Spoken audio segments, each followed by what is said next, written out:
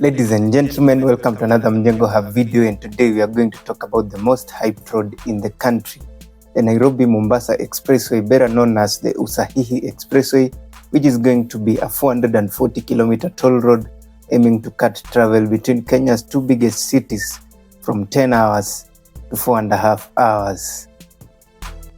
We want to put all the hype aside and talk about what it will mean for the average Kenyan, considering we can now benchmark from the Nairobi Expressway, which was the country's first toll road. The Usahihi Expressway is a $464 billion public-private partnership project backed by the US-based Everstrong Capital. It will run parallel to the existing Mombasa Road from Nairobi to Miritini in Mombasa and will be Africa's largest toll road once completed.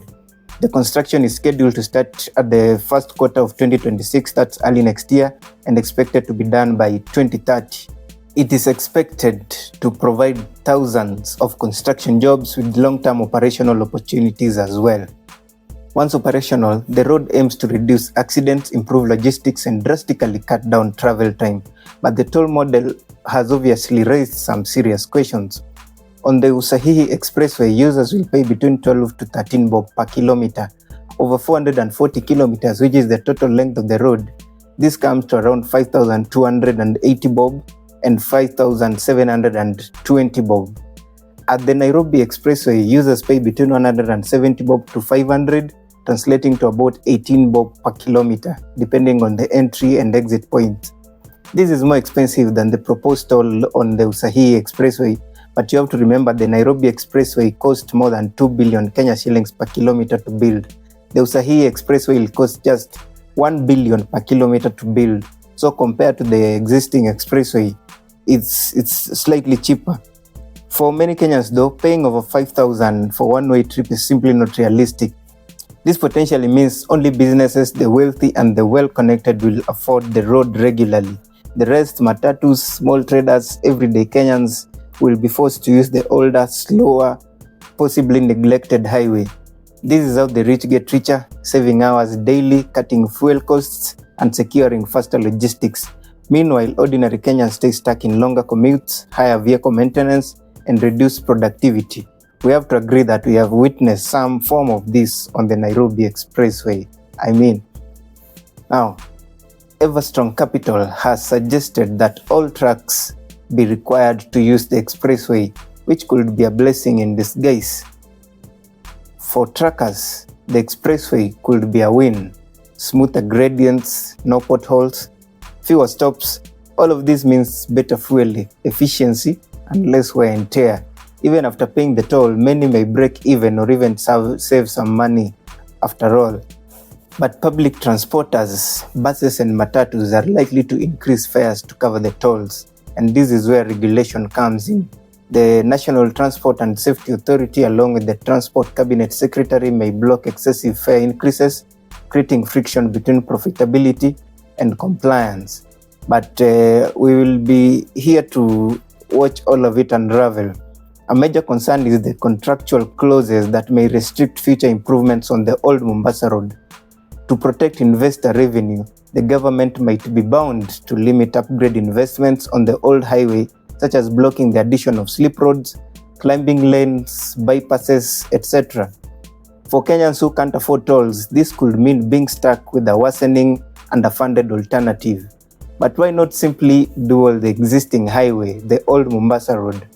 Well, PPPs allow the government to build infrastructure without borrowing heavily by letting investors fund and operate it. We do hope the feasibility study considered the impact of the toll charges on ordinary Kenyans, since there is a reason we have not had toll roads in Kenya, and that is because we are already heavily taxed to build and maintain public infrastructure. Kenya already spent billions on the standard gauge railway, or the SGR, or the Madaraka and fares, while still relatively affordable for the basic packages, cargo uptake has been underwhelming also. No major investment has been made to increase train frequency or lower fares that we are aware of. Sometimes the trains even have empty seats. if you've traveled, especially from Voi coming back to Nairobi. Better SGR performance might have eliminated the need for another mega project on transport. We do hope to see the SGR going to the lake in the near future and connecting to Uganda. I personally wish this had been done before the Nairobi-Mombasa Expressway, just to see the uptake potential. Obviously, there are competing interests here, and we have to trust that the government is thinking straight.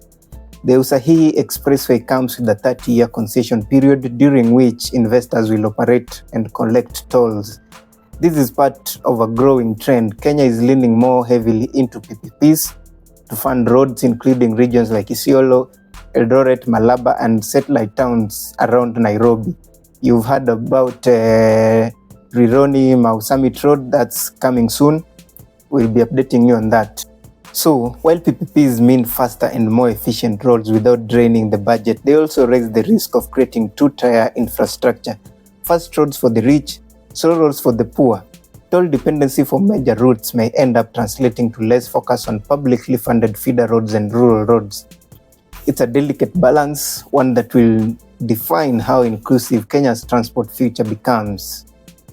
The Usahihi Expressway is bold, it's grand, it's futuristic, but it's also exclusive and possibly divisive. Will it relieve traffic and boost efficiency? Absolutely, but by exactly how much, we can only hope, since even the SGR was touted as one of the biggest game changers, yet we are still here. Anyway, an upgrade to the road between Nairobi and Mombasa has been long overdue, and we hope for the best. Let's know your thoughts in the comments, like, share, and hit that subscribe button for more deep dives, just like this one. Adios, have a good day.